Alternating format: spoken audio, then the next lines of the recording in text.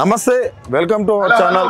ఈరోజు ఏదైతే జహీరాబాద్ అదేవిధంగా మెదక్ పార్లమెంటుకు సంబంధించి ఒక మీటింగ్ జరుగుతుంది. ఆ మీటింగ్లో భాగంగానే మన పక్కన రస్మయ్య గారు ఉన్నారు. సార్ను కూడా అడిగి చాలా తెలుసుకుందాం. అసలు బీఆర్ఎస్ అధికారం కోల్పోయిన తర్వాత ఎలా ఉన్నాయి మనం ఒకసారి అడిగి తెలుసుకుందాం. నమస్తే అన్న. నమస్తే. బాగున్నారా అన్న? ఎట్లా ఉందన్న? ఓటమి ఎలా ఉంది?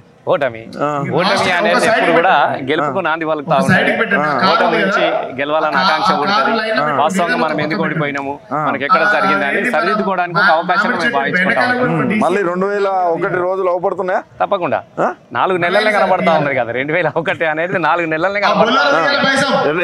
ఎట్లా అనిపిస్తుంది తెలంగాణలో ఇప్పుడు ఈ 3 నెలల పాలన ఎట్లా ఉన్నది? ముఖ్యంగా మనకు తెలిసిపోతా ఉన్నది కదా, మనం అయితే ఏ దుఃఖం నుంచి పోగొట్టుకొని తెలంగాణ రాష్ట్రాన్ని తీసుకొచ్చుకున్నామో మళ్ళీ ఆ 3 నెలల్లోనే ఆ దుఃఖం మళ్ళీ మనకు కనబడతా ఉన్నది. ఎందుకంటే తెలంగాణ ఇచ్చే ముందు కూడా కాంగ్రెస్ తోని మనం గట్లనే 10 సంవత్సరాలు మనం కొట్లాడినాము.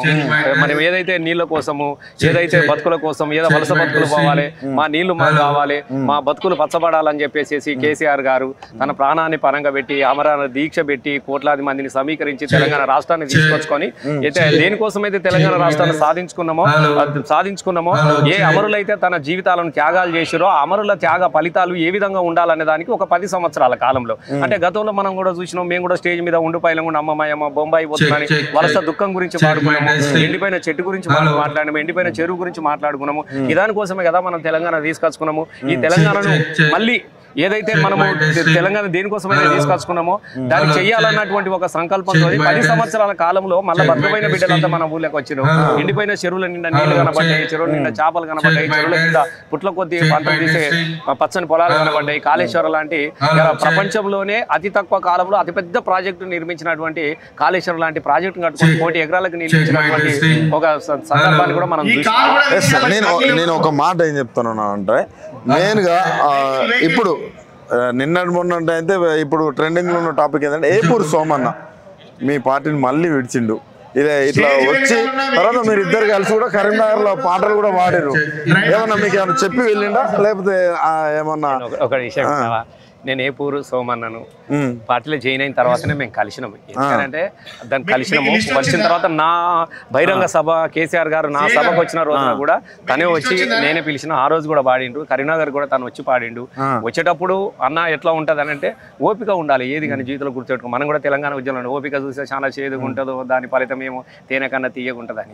రాజకీయాలలో ఓపిక లేకపోతే బాగా నష్టం జరుగుతుంది. ఓపిక లేని నాయకులు చాలా అనేక మంది కనుమరుగైపోయారు. రాజకీయాలలో ఓపిక అనేది మొదటిది.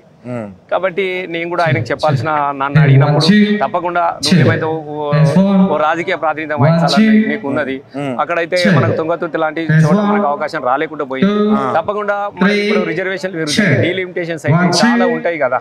అట్లా నేను కూడా మంచిగా ఉన్నప్పుడు మామూలుగా క్యాజువల్ గా మాట్లాడుకున్న సందర్భం ఉన్నది.